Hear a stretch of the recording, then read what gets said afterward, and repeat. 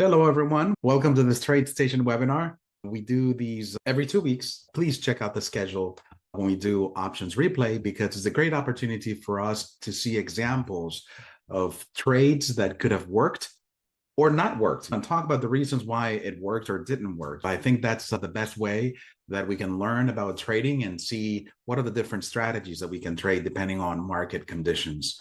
So that's why we titled this Options Replay, Strategizing Your Options Trades. And we have Brandon Wendell as a guest speaker. He brings years of experience trading the markets, trading options, trading equities. So we're glad to have him on board. He's not affiliated with TradeStation, but he does his own trading and mentoring on the side, and we have him as a guest speaker. By the way, if you guys don't know me, my name is Jesus Nava. I am with TradeStation in the Client Training and Education Department. And we do these sessions, as I said at the beginning, every 2 weeks. And I'm going to show you where you can get not only access to upcoming sessions, not only about upcoming sessions, but also how you can get access to the recordings. Before I go there, let's go through some of the disclosures. Keep in mind that every symbol and idea that we talk about is for educational purposes only. These are not recommendations of TradeStation. Also, active trading is not suitable for everyone, especially when it comes to trading options that carry a higher degree of risk. We all need to be aware of the risks associated with trading online. If anybody needs more details, go to tradestation.com/important-information. And again, thank you for being here and thank you for being part of the TradeStation family. Let me go ahead and switch over to my browser and show you where all of these educational resources are located. TradeStation.com, go to the top menu and hover over Learn. Today, we're going to focus on options education. So we click on options education, and here's where you find articles, webinars, a lot of resources on different option strategies that you can trade. There's different carousels here that you can click through to look at all the different strategies. And then there's a banner here a little bit lower that says options replay. This is where the archive of this presentation will be posted. Just click on watch previous. Right now, we have the most recent session we did on options replay is right here, the bigger box. But if you scroll down, we've created unique titles for these so that you can know which strategies were highlighted. We do different strategies every time we do options replay, so make sure that you review the content here as well, okay? So thank you guys for being here. I'm going to mute my microphone, stop my share, and give the floor over to Brandon. Brandon, it's all yours. Thank you for being here. Thank you very much for having me. I appreciate it. And let me go ahead and share my desktop. So go ahead and set this up and we're good to go. Perfect. I'll go ahead and make sure I have the chat open as well so I can communicate with everybody. If you got any questions as I go, please feel free to ask them. If we can't answer them right away, you can get a hold of Jesus and his team by emailing at education@tradestation.com. And that way you can get more of your questions answered. I'm independent. I'm an independent trader and trader mentor. Been involved in the markets for almost 30 years now. Started off as a retail broker, moved into back office operations, ended up becoming a hedge fund trader for a little while, and then became a trader for myself. And I teach trading as well. I mentor traders. So that's my background. I don't want to spend too much time on that, but it's been very nice that Jesus and TradeStation has invited me to help work with you guys and talk a little bit more about options trading. So let me go ahead and jump right into it. As you can see, got quite a few positions available or open already here. Got a bunch of options positions. And one of the things you're going to be seeing if you do go visit regularly to the Options Education Center for TradeStation is new material. There's constantly new material being put out, and it's focusing on a lot of things that you need to know to be successful in options trading. So one of the things I wanted to focus on was what I was looking at and what's coming up again as an important theme is protecting your money. And I'm sure you're like me, you don't like losing money. I've asked this in classes before. I always say, how many of you enjoy losing money? And nobody raises their hand. And then I ask them, how many of you are good at it? And a lot of people raise their hand. So we want to protect our capital no matter what it is, but no matter what it is we are doing. And with options, one of the nice things is that we can protect our capital by the types of positions we take. We can also protect our equity positions and even futures positions by using options. And what you'll see here is I've got a couple positions. One was AbbVie Intel is another, and you'll notice that it shows the positions as something called a collar. So I'm going to talk about those positions. I believe, yeah, UVV has a collar as well, but that one's a little different. That one's in a losing position currently, and I'll explain why those are different. Apologies, I'm dealing with a little bit of allergies. Let's see, I think Micron, no, that's something different. Micron and Ball are actually what we call arbitrage opportunities. If I have time, I'll get over those this session. If I don't have time, I'll do them in the next session. But that's something that, again, if you go to TradeStation.com and the Options Education Center, the arbitrage opportunities, they do explain that in one of the lessons there. I was just bringing it up on my other monitor, and we'll get into that in a little bit. But again, with a collar position, a lot of people are worried, obviously, about prices possibly dropping and moving against them when they get into an equity position. And one of the simplest things that many people do is buy a put to protect it. We go to AbbVie first. There we go. And I'll enlarge the chart. So you can see I got into the equity position at a pretty good rate. And one of the reasons why I selected AbbVie, there was actually a reason behind this selection. And that is, let me show you. Here we are. Let's see if it pops up the right picture. There it is. What you'll notice is tomorrow, July 15th, is what they call the ex-div date. And with this, basically, if you're not familiar, ex-div date is the date that you actually need to own the security by. If you own it the day after, basically the close of business, 4 p.m., July 15th, if you don't purchase the stock before then, you buy it after hours or you buy it the next day on the 16th, you are trading it without the dividend or ex-div. The dividend payment is much further out. It's actually the following month on August 15th. And the record date, does it say? They don't explicitly provide it, but the record date is when they record who actually owned the security prior to the ex-div date and is entitled to that dividend. Now, you have to be careful as well, because if you happen to be short on a stock that goes ex-div, you may end up becoming responsible for paying that dividend. Okay, so remember, you borrowed the stock and sold it to someone else as a short. The person who originally owned the shares you borrowed is expecting that dividend, and so is the person that bought those shares from you. The company only pays one dividend, so the short has to pay the other. So be careful of that. If you have any questions, again, talk to TradeStation and the trade desk. They can explain more for you regarding that. But you'll notice, again, AbbVie is going ex-div tomorrow. And one of the things I did also was take a look back. And this is some of the history for AbbVie and the ex-div dates. And I'll explain why I did that. I basically wanted to see how did AbbVie react when the dividend actually came out. And you can see the ex-div date, the dividend amount that was being paid, and that's the yield, the dividend yield based on the price of holding the security. So it's a decent return, 3.4% previously, 3.7%. And I don't believe they're cutting the dividend. I'd have to check. I don't know for sure. I was just doing this as an example. But there's something that a lot of traders do called surfing for dividends. And what that means is they're trying to purchase securities that are going to pay a dividend, expecting that the prices may not drop the amount of the dividend. In theory, when a dividend is going to be paid, remember, the day after or even the moment after the ex-div date, you are trading without the dividend. Since you are not receiving that money, theoretically, the stock should be valued that much less. And if we go back to, was it the 14th or the 4th? I'm sorry, April. Sorry, it was July 14th and April 14th. Take that back. Is it? Oh, it was 14th. Yes. Nope, too far. June, July. I'm sorry, that's the current one, July 14th. This today, it's actually 15, not 14, but that's okay. 4/14 is what I wanted to look at. Excuse me. That was the previous session right here. 4/14/2025, previous ex-div date, and 10/11/24. And going back to April, there we are. I believe it's right here. No, that's the 15th, 14th.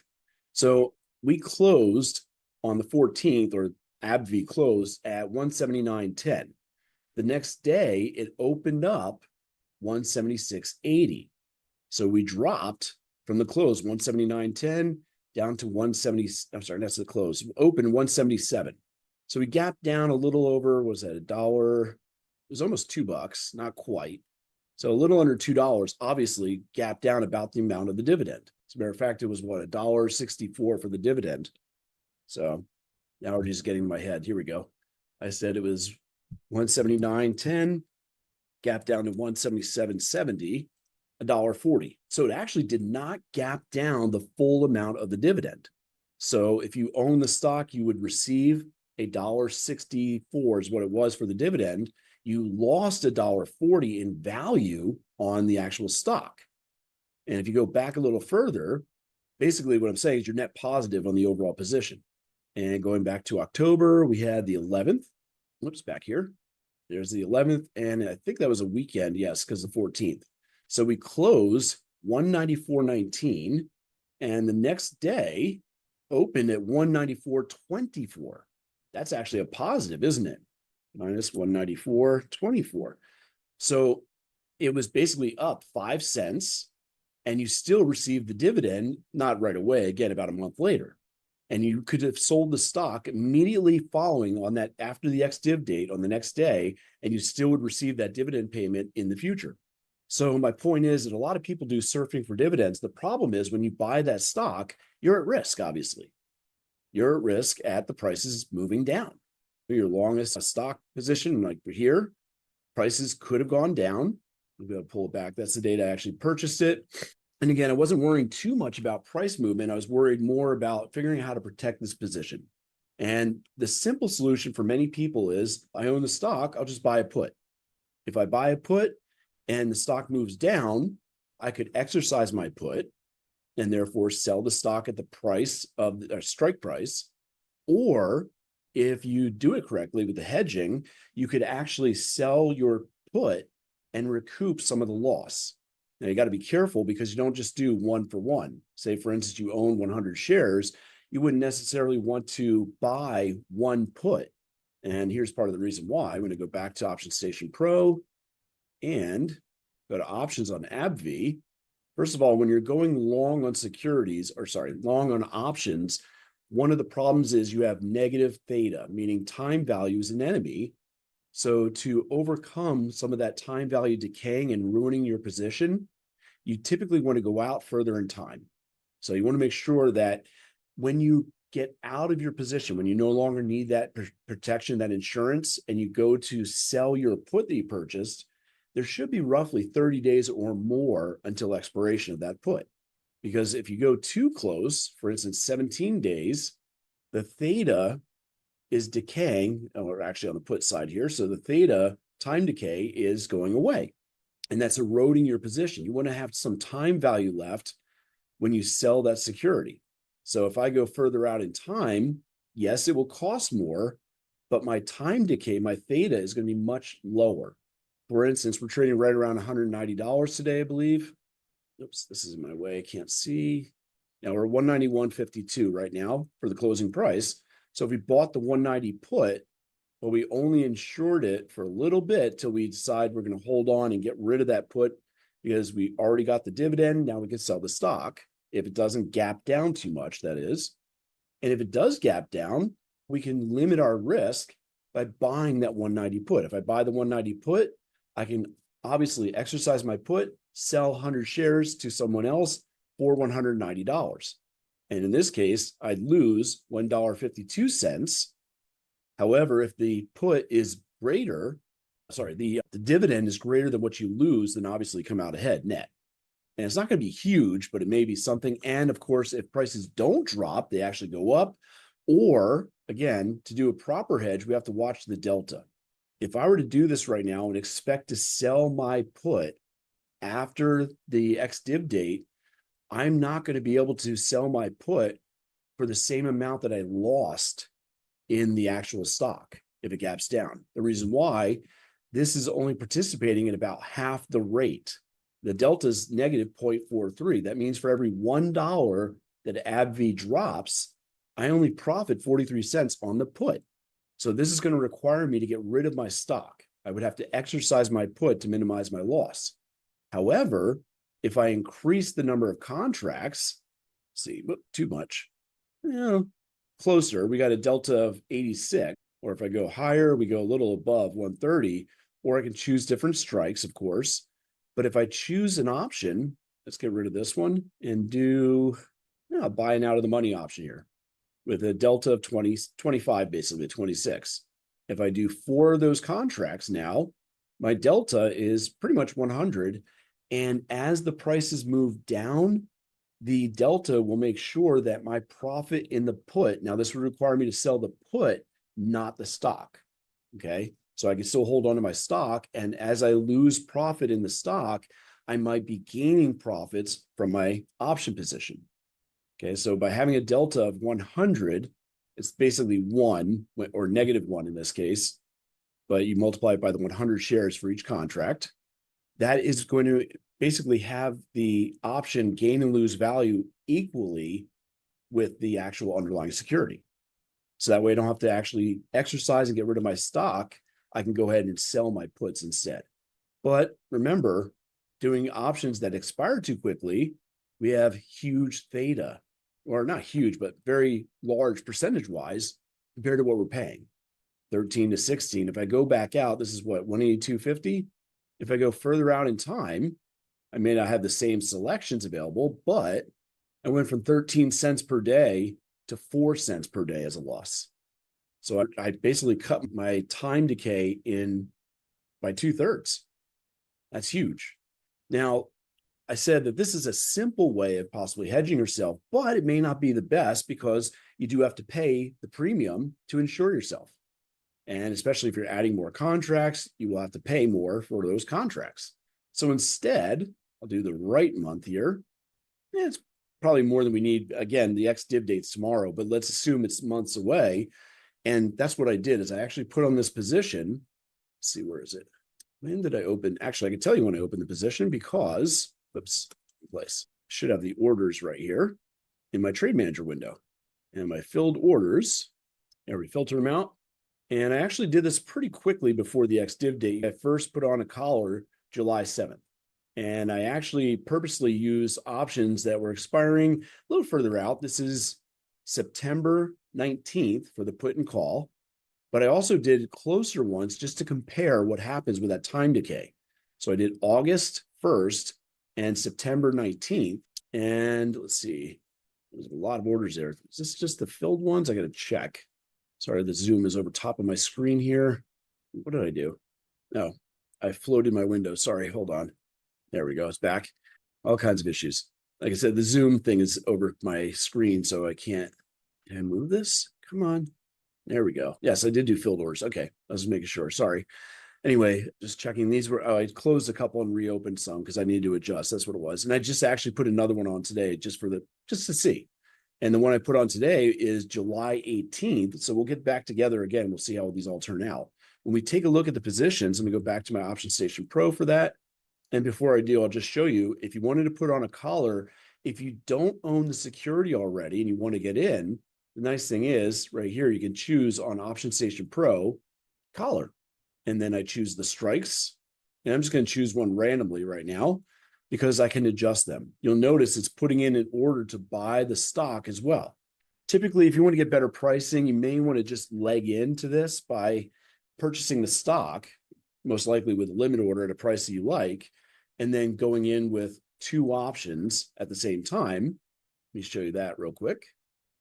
If I go back to single, and let me check the chart real quick. Oh, wrong place. There we go. Back on the chart. Currently, looks like we got a lot of selling pressure and some resistance around 195, I believe it is, or almost 200. And basically, if we break down below 185, I'd probably want to get out. Or I can make it tighter and buy the 190 put just to protect me for that gap down potentially from the ex-div. So we do the 190 put and purchase that. Now, if I hold down the control key, and let's say I do 195 tight there, but I hold down the control key and select the bid for the call option, now I create a collar. And I manually did that. Again, I would do this if I already own the stock. I could just add on the collar. As a matter of fact, let's see, manage. I have Coca-Cola right here with 200 shares. And I'm going to split that just to make it easy. There. Now I have 2 100 share positions. So I could go back to the options, KO, And while that's loading, I'll go to my chart, KO. And here we are on Coca-Cola. Looks like we've got a little support around 69 and some overhead resistance around 72, 73. So if I want to protect that security, I could buy puts. Let's say around 70 now, 69. Yeah. So maybe we do 67.5 or even 70, whatever you want. I'll do a little bit further out. 100 shares is being insured at 67.50. So depending on where I purchase the shares, I'm protecting myself because I now have a put and I could sell my stock to someone else at 67.50. And I said around 73 or 72.5 is where I'd be fine with resistance. If it breaks out above that and I sell a call, I have assignment risk. Anytime you sell a call or even sell a put, you have assignment risk, meaning that somebody could exercise and require you to fulfill that contract. In the case of the call, that means somebody would require me to sell my stock to them at the strike price. So I have to be willing to sell the stock, and I'll do the call right there. And right now it's showing natural price of about 35 cents. I basically, by creating a collar, reduced the cost of my insurance from $1.64 down to 35 cents. Because if I only bought the put, I'm paying for that put. Again, if I want to do multiple puts and try to get the delta even, that's going to cost more, even if I go further out of the money as well. But by selling a call against the shares that I own, I am now funding some of the cost of that put that I'm purchasing and reducing that cost. So if you don't own, or sorry, if you already own the stock, you can just use single leg and select the legs you want. If you do not own the stock already and you want to get in all at once, you can actually use the spread filter here, choose collar. It happened to be on Coca-Cola again. And depending on your filter, it will set the distance between the strikes. It doesn't matter because once you select it, you can go ahead and change them as well. So I can change the strike prices to where I actually want them. Again, the call was going to be above 70. We'll go out to 75 and I'll do 70 on the puts. And what you'll see is that it's including the price of the shares here. When I do that natural, I can't fill the order right now because the market's closed. But if I analyze the position, make sure that's the only one being shown. Oh, it is. Okay. Yeah, because I don't have the other shares in there right now. But this is the risk profile for that collar. It looks like a bull put spread or bear call spread. I'm sorry, bull call spread or bull put spread. Very similar to that. And basically my risk, obviously if prices go down, I lose money on the shares of the stock. However, I have that put, which I could exercise. And I've got the call, which paid for some of that put, but that caps my reward. If prices go above that strike price, 75 in this case, I don't participate anymore because the call will likely get, or sorry, the shares will likely get called away. I'll be exercised. It's not guaranteed, but it is very highly likely. So as I said, I went into AbbVie and I created multiple collars. And let's take a look at what's going on with those right here. And you'll notice the different expirations as well. So the prices are a little different where I got in as well. You can see the trade price, the current price again for AbbVie, 191.75 right now. I just purchased these today, 193. And it's interesting because the put is going up in value, it looks like. I actually had the biggest profit there on the one I just got today. We'll see what happens after the gap with the, oh, wait a minute, strike. Oh, no, I did a different strike. That's right. So this one cost me more because I did a different strike as well. I could break it up to show you all the pieces, but the first one I did, that's the August option, short time frame. Again, time decay eats away, but I still happen to have a bit of a profit of $23. I'm not sure if I can pull the stock out of this. Jesus, I forget. Is there a way? Because if I do split, it only splits the stock out into different shares. I don't know if there's a way to separate the stock from the options. Yeah, you reset the position. Oh, reset. Okay. That's it. Perfect. Okay.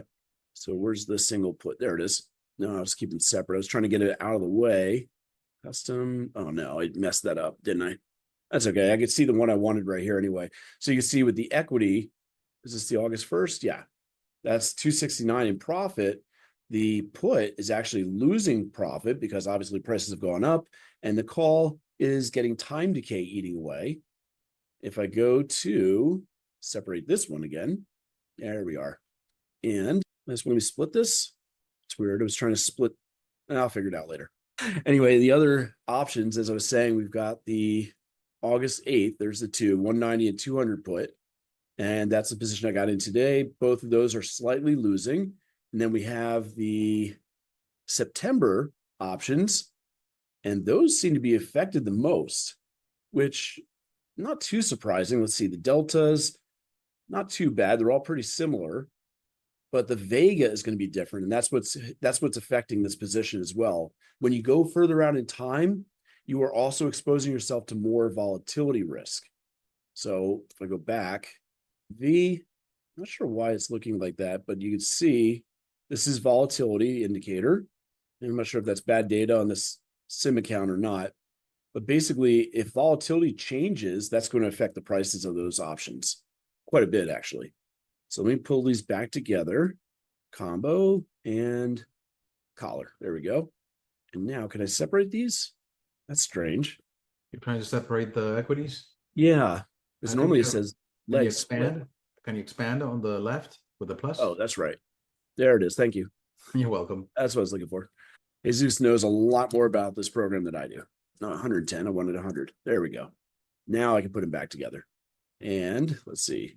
September, August. There we are. Just want to make sure the right ones go together. We got September and make it a collar. And then the two August and where'd you go? August 8th. Well, maybe pull it up here. Still not combining. Come on. Maybe this. There it is. Now I got all the collars back. It takes a little bit of getting used to, obviously. But anyway, looking at these, I was mentioning you have to worry a little bit more about volatility on the longer option. And let's see, we got the August and the September. Good. We're all together there. Perfect. I think I might have mingled the shares that I had with prices and changed those around a little bit. So it shows a little bit different on the profits now. The first collar, August 8th, which I put on today, that's still profitable, 178, but it's showing a little bit different price here on the longer collar. And basically, like I said, it's the individual legs going back, positions right there. I've got it set for ABV, and you can see that, where's the dates? These are the August 1st, August 8th, and then the September ones are the last ones. And the September ones are the biggest losers so far. And again, it's maybe because of a change in volatility that's going on. The further you go out in time, it's better for theta, but it hurts you when it comes to your volatility exposure. So I go back to analysis. I'll show you what it looks like. Vega. This is the Vega of that position. And that's the August 1st. Yeah, it doesn't look too different, but let's see, we got -10 when the price swings. Where's current price? Last. Clean this up. There we go. So that's the current price. But like I said, the further you move in price, the more volatility exposure you're going to have as well.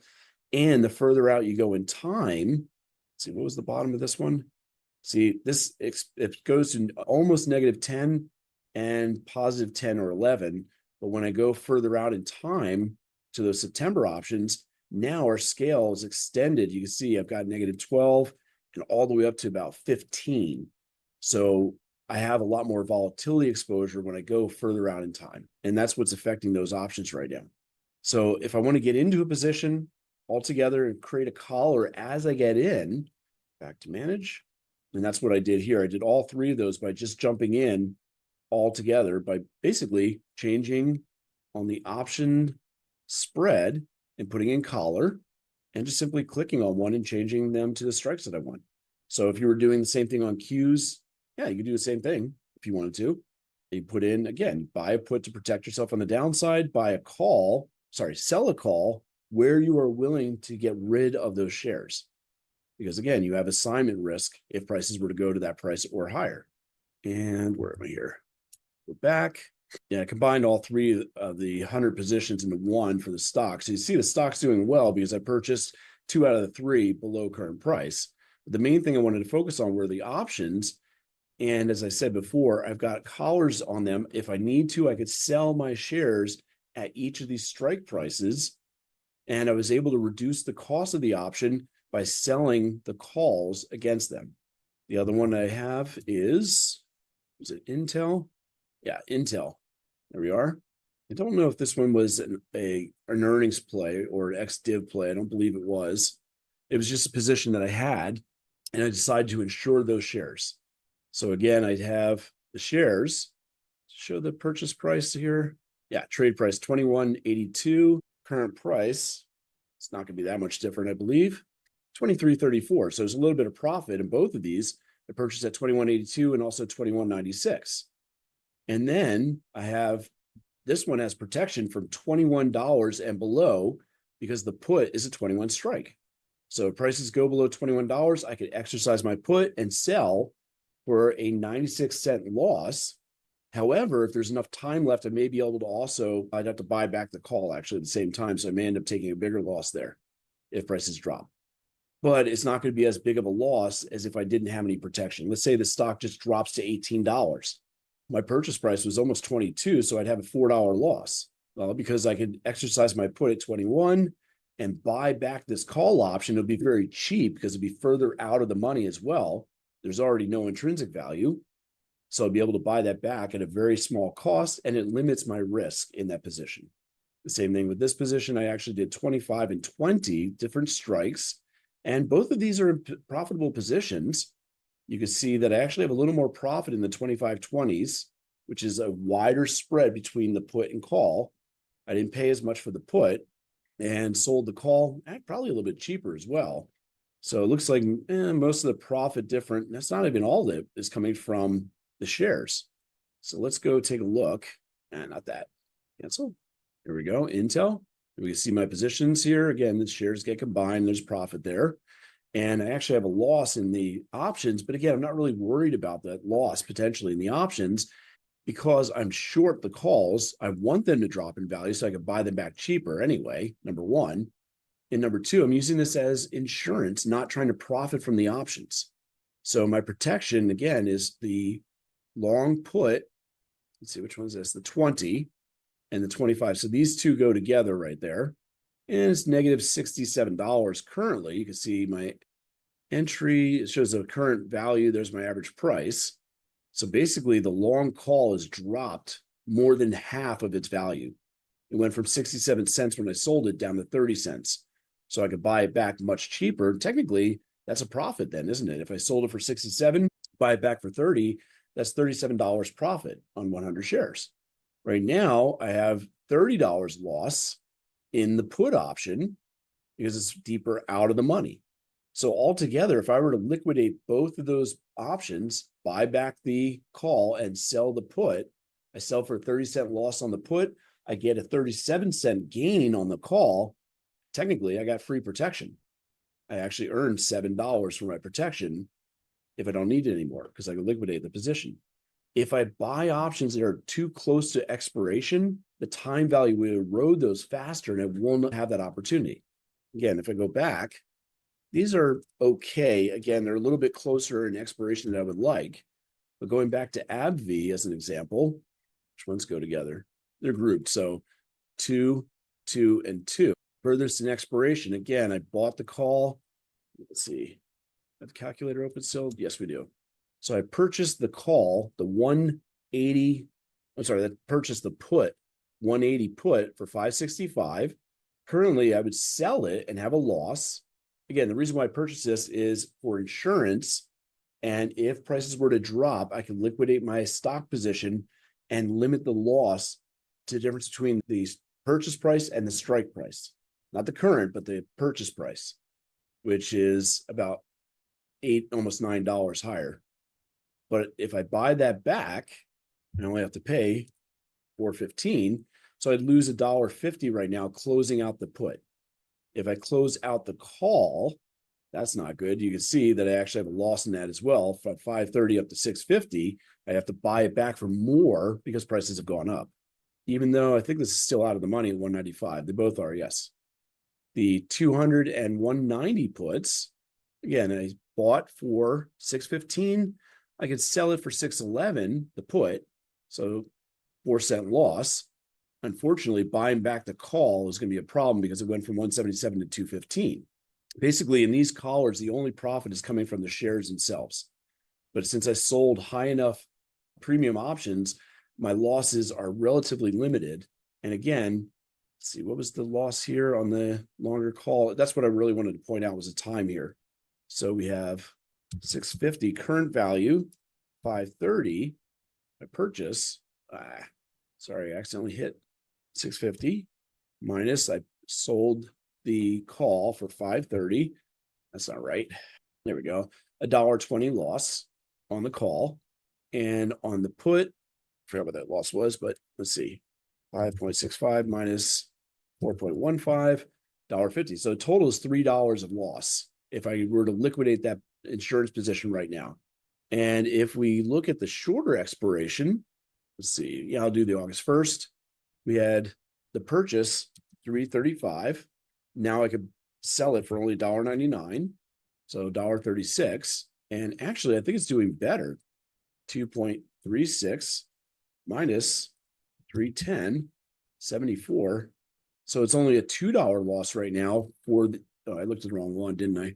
Yeah, it's actually better using the smaller expiration options August 8th. Remember, I bought this a while ago though, so there was a lot more time, but this is closer to expiration, should be having more theta decaying.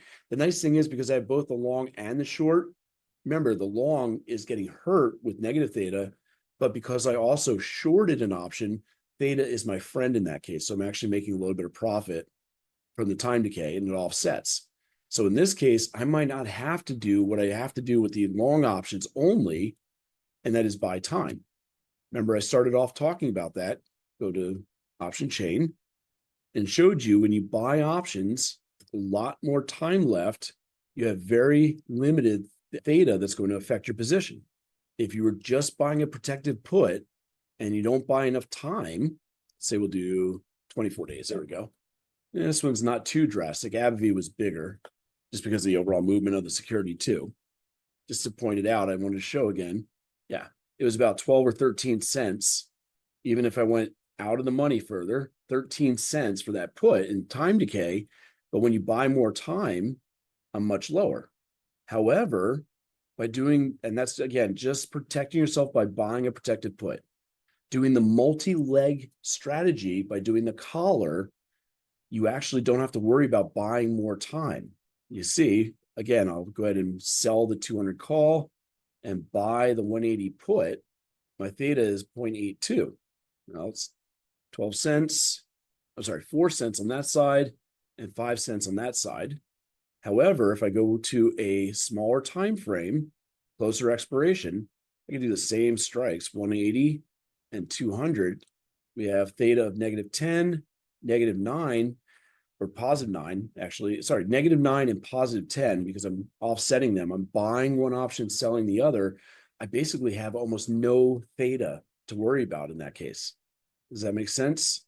When I'm doing the single leg strategy where I'm doing just buying a protected put, I have to pay more because I'm buying more time so the time decay doesn't hurt my position while waiting for that protection to either work or for me to liquidate that long put when I don't need the insurance anymore.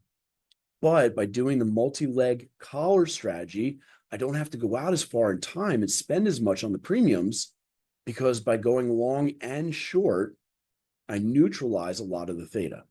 Hopefully that makes sense. Again, selling, buying the put, there's the collar minus the shares, and my time decay is almost negligible. But if I just bought the put, look at the difference. 9.81 every single day. I'm losing $9 of my premium out of my $240 that I paid for that option. That's a lot. But by selling the call, the theta is closer to zero, 61 cents every day. That is much cheaper. And my premium, if I do the natural, the spreads are really wide right now, but it's only 44 cents. Previously, get rid of the call, -981, and I had to pay about $230. So it makes a big difference for your protection, especially if you're protecting multiple securities by using the collars versus using single leg options. Oh, I want to stay on that page, sorry. Any questions on those collars so far? This one was also a dividend play, but prices collapsed. Let's see, trade price $60, $59.99, and UVV, which is getting ready to release a dividend as well, is now trading at $55, which is the strike price of the put. So I'm pretty much right at my protective level here, and it's showing obviously losses in the shares as well as the individual options, but I can't lose any more than that $55 if I choose to exercise. Once again, if I decide to protect myself, basically hedging, I should say, this is buying protection. Hedging, we would try to make as much profit in the option as we would lose in holding the stock. That's where you need to have the deltas match up. And that's a little bit more complicated. We'll talk about that another time. This is simple protection. You have the choice of simply buying a put and protecting yourself from the strike price lower, okay, depending on where you purchase the shares, or by adding the extra call where you're willing to get rid of the shares above, you reduce your cost and you reduce your exposure to time decay. And by doing that, you don't have to spend as much. So this was a November expiration versus July expiration. Prices are completely different. Losses are about the same, again, because it's a stock. So what would be better? Obviously, to get in the position, it would be much cheaper by using the shorter term options. Let's take a look at what the savings are. So UVV, there we have our positions, calculator out, and these two options here, we have the long put was $1.95 purchased. So it's $195 for the insurance. If I need to get rid of that now, it's 75 cents. So I have lost $1.20, obviously. I sold the call, didn't really offset my cost too much in this case. Yeah, it didn't really work too well on that. And the reason why is that one expired very quickly. That is July 18th. That's right after it goes ex-div. So by spending a little more time, let's see, we got the long put, which actually is making 15 cents, and the long call that I sold for $1.65. So almost cut my insurance costs in half, a little bit more than that. Or no, I'm sorry, a little bit less than that. So it'd be $1.75. Yeah, it would be half. So almost half. Because I paid $3.50 for the put. I sold the call for $1.65. Now, again, obviously I'd be selling or buying back the call $2.55. I would have a loss of 90 cents or $9. But it looks like I'm making a little bit of money on the put right now if I were to close out my insurance. Again, the purpose of doing this is not to try to make money on the options, it's try to insure yourself. And by insuring yourself, by buying a single put, you're paying a lot for insurance. If you sell the call in addition, you reduce the cost of the insurance and you protect yourself against time decay. So you can buy back those options usually cheaper than if you'd only done the single leg, if you need to buy back and close out the insurance. Any questions? It's pretty quiet. Confused and just hazed over, or am I explaining everything well enough? Hopefully. That's funny. Options can do that to you, right? Yeah. It's just simple things to keep in mind. And again, there's new stuff that's going to be coming into the Options Education Center. I mentioned that there's a lot of different strategies that are in there. I'm on that page right now. So you can just scroll through some of the strategies there. And there's going to be more added very soon. All the time, constantly adding more to that education for you guys. Any questions at all regarding the reasons for putting on the collar or how to do it? Again, you can do it when you own the stock, just putting in a call and put single leg and putting the order in together. You can even leg in separately if you wanted to. If you don't own the shares, then you just go and you could actually put in the order for the shares with the options by choosing collar under the spread type and choosing what you want. And we'll see how that worked out. Does assignment occur in sim? No, I don't believe it does. I don't think they do any kind of assignment in sim. So even if it does go in the money. Yeah, so I don't think so either. Yes. I don't think they can. Yeah, I don't think they can account for that. So you would have to account for that in your sim account yourself. Any other questions? The thing is with a collar, if you do get assigned, you would get assigned at the call strike price, which hopefully you would make a profit on the shares that you own. In this case, I bought 193. I have a 200 call, so I'd be making a profit of about $7 on the shares.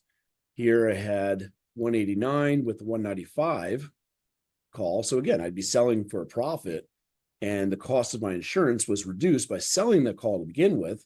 So when I liquidate the position by get assigned and I go ahead and sell the put, if there's time value left. If there's not much time value left, I won't get a whole lot for it. I just let the put expire if I want to. And again, this one right here, I had 189, 180 put for protection, 195 strike for the call. So I'd be exercised, it would be exercised. I would be assigned at 195 for stock that I bought $6 cheaper. So it'd be a $6 profit, but the total insurance didn't cost me that much.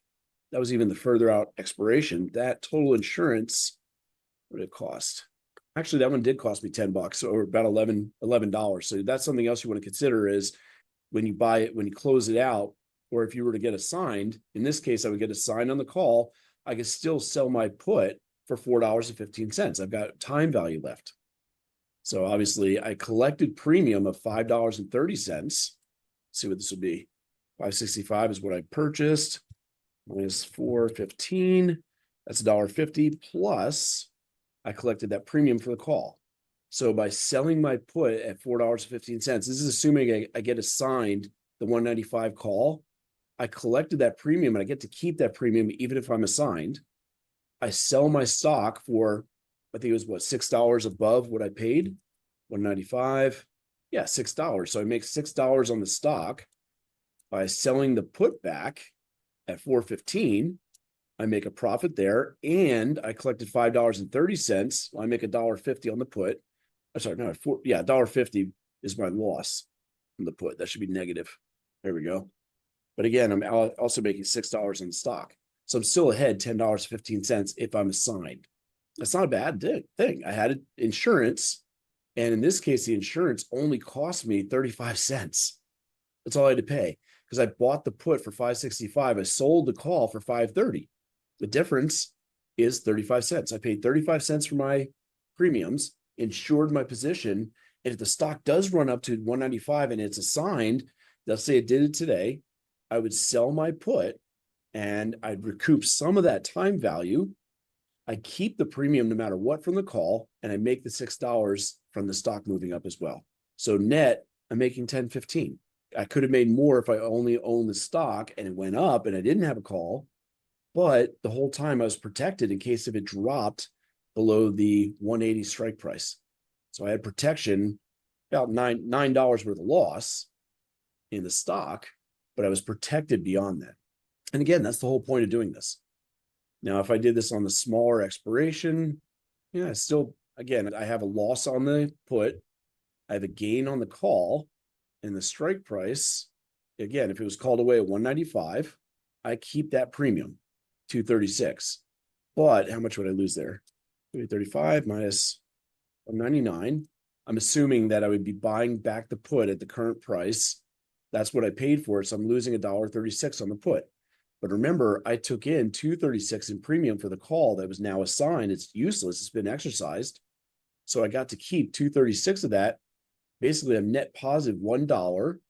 And because the stock went above 195, wherever I purchased it, that's my profit. So I made $1 on the insurance and I got to keep profit from my stock. That's a win-win. But you don't get that if you're only buying the put. Again, you got to be careful. First of all, if you're trying to hold on to your stock, you got to make sure you're delta neutral, and to reduce the time risk and reduce the cost of insurance and reduce the need to go out further in time, even doing a collar is a safer and smarter option. Any other questions? Because we're about out of time. I'll do the arbitrage opportunities next time. And I'll give you a quick update as well on what happened with the ex-div date to see if we actually did gap down too much or if the options were needed to be protecting for insurance or whatnot. I don't think there's any questions. One more. Oh, are those box spreads? I'm not sure what you mean by box spreads. Sorry. I know I've heard the term before, but I can't think of it right this moment. Arbitrage? Oh, no, this one's not. This one's not arbitrage. The arbitrage opportunities were on, again, I'll go over those. Yes. Ball, it shows you equity and combo. I separated them too, so you can see them. I'm profitable on that one, but not by much.